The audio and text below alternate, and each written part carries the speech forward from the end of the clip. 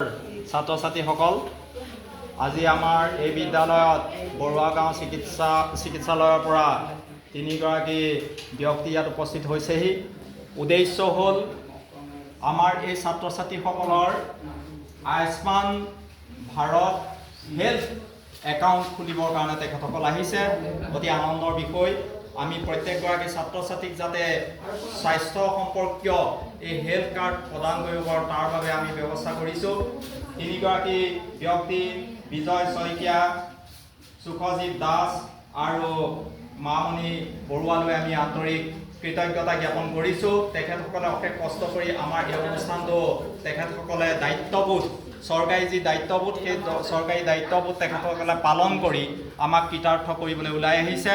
তেখেতসকলে তোমালোকক ইতিমধ্যে বিভিন্ন ধৰণৰ কথা ব্যক্ত কৰিছে। এটা বিশেষ কথা তোমালোকৰ আগত ক'লে বিজয় শইকীয়াদেৱে যে তোমালোকে অন্ততঃ মানৱ সম্পদ ৰূপে নিজকে প্ৰতিষ্ঠিত কৰিবলৈ চেষ্টা কৰা, যাতে তোমালোকৰ কথা, তোমালোকৰ চাল চলন, তোমালোকৰ স্বভাৱ চৰিত্ৰ সকলোৰে আদৰণীয় হয়।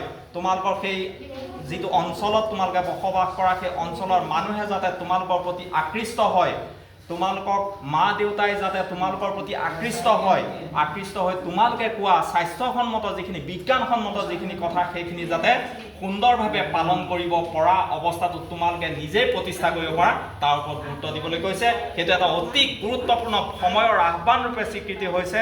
গতিকে আমি তেখেতসকললৈ আন্তৰিক শ্ৰদ্ধা জনাইছোঁ, কৃতজ্ঞতা জনাইছোঁ। আৰু আজি এই দিনটোৰ যি অনুষ্ঠান তেখেতসকলে আমাৰ হেল্থ একাউণ্ট খুলিবৰ বাবে যিটো পদক্ষেপ হাতত লৈছে তাক আমি আমাৰ শিক্ষকসকলে বা ঘিলাধাৰী উচ্চতৰ মাধ্যমিক বিদ্যালয়ৰ অধ্যক্ষা মহোদয়াকে প্ৰমুখ্য কৰি সমূহৰ হৈ মই স্বাগতম জনাইছোঁ। ধন্যবাদ।